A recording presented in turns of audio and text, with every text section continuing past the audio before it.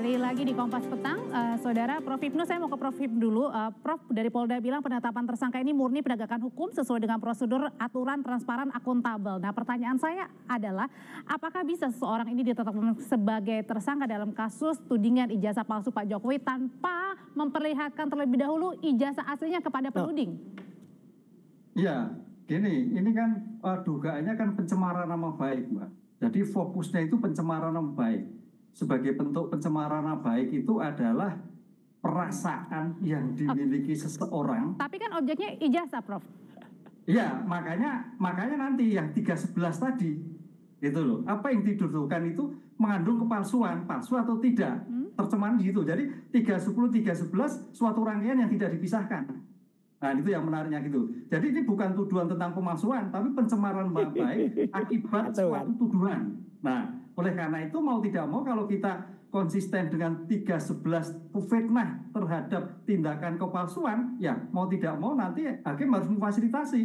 Nah, seperti ini, mana yang benar gitu loh. Jadi fitnahnya itu, oh ternyata tidak fitnah, oh ternyata fitnah. Itu nanti di persidangan dalam pembuktian yang berlakukan. Lah, kalau tentang IT, oh itu saya kira sebagai alat aja.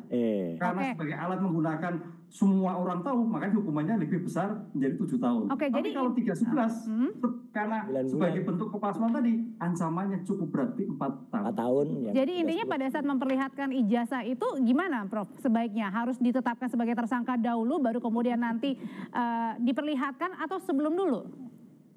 Ya, itu bagian dari suatu pembuktian. Nanti kan dalam suatu pembuktian ini equal kan gitu kan, kejaksaan, kepolisian mendalilkan suatu bukti-bukti secara subjektif mewakili negara tapi objektif terhadap hukumnya.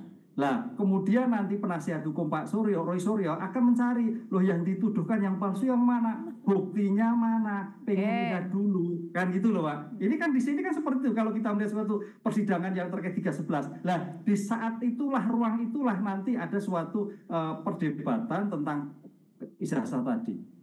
Oke, jadi Mas Roy, kalau misalnya sekarang nih Anda sudah ditetapkan sebagai tersangka, ini kan belum ya, belum dipertunjukkan ya untuk ijazah Pak Jokowi ya? Belum dan nggak ada. Dan satu lagi, terima kasih Prof. Jadi konsennya kan 310, 311. Oke lah, kita hormati itu 310. Tapi yang jahat, kalau kata si Cinta kepada Rangga di hadapannya itu jahatnya, itu dimasukkan pasal-pasal 32 dan 35 Undang-Undang ITE, yang karena kebetulan saya yang ikut membuat itu, tahu persis pasal itu adalah kalau ada seseorang membuat sesuatu dokumen yang palsu menjadi asli atau membuat sesuatu dokumen yang asli menjadi palsu. Jadi artinya Anda tidak diterima sebagai tersangka dengan pasal itu? Tidak ada, karena pasal itu jahatnya apa? Itu hukumannya, ancaman hukumannya tinggi, 8 tahun dan 12 tahun. Itu pasal seludupan yang akan digunakan untuk kemudian menahan kami. Ya, jadi sekali lagi, ini jahat banget ya. Di era yang lalu, era Jokowi saja, itu sudah ada 2 anak bangsa kemudian dikriminalisasi. Sekarang akan ada 8 yang dikriminalisasi di era Pak Prabowo. Jadi apa kata dunia internasional? Jadi Anda anggap ini adalah kriminalisasi? Kriminalisasi karena ada penyelundupan 2 pasal ITE. Ya biasa begitu.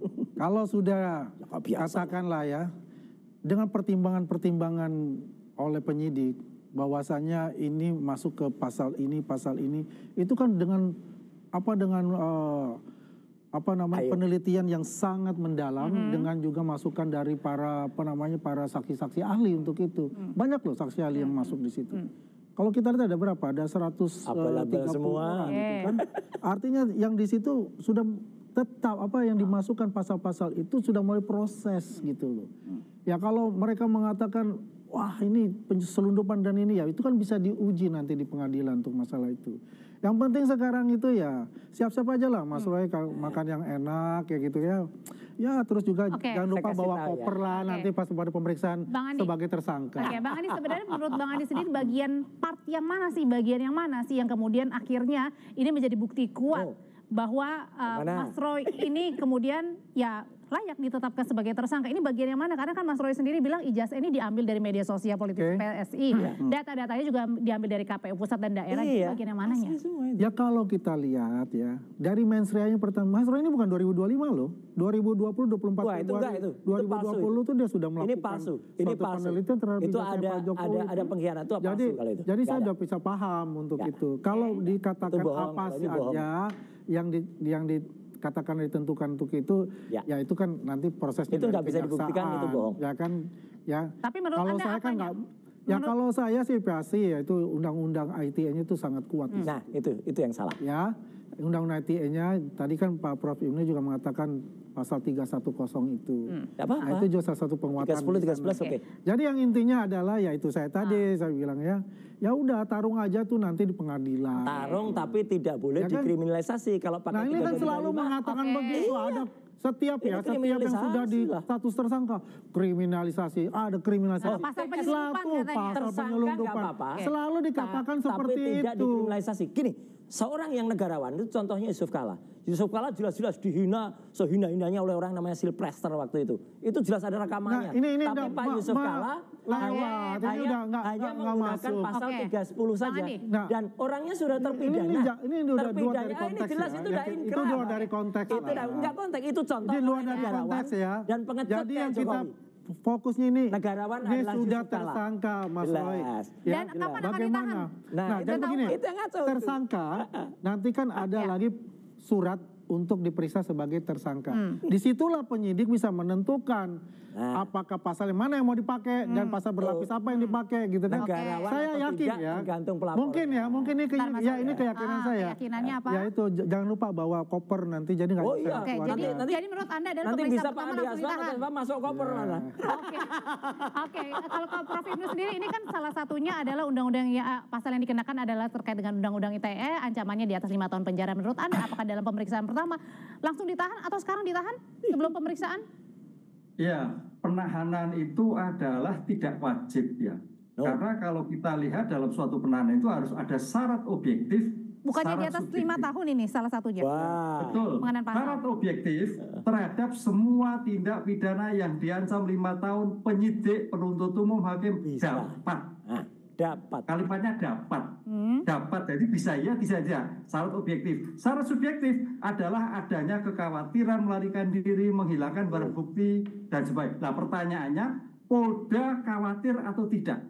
Polda sudah cukup atau tidak? Nah ini yang terjadi di dalam suatu upaya paksa penahanan. Jadi upaya penahanan itu subjektivitas. Berarti tentang opsional ya Polda. Prof ya? Bisa iya atau enggak gitu ya? Nah, Iya, bisa iya atau bisa tidak. Karena kekhawatiran melarikan diri, kekhawatiran menghilangkan barang bukti, dan dapat. Diksinya dalam konteks hukum adalah dapat, Oke. tidak wajib. Jadi tergantung Itu. pada Polda Metro dilakukan upaya paksa atau tidak.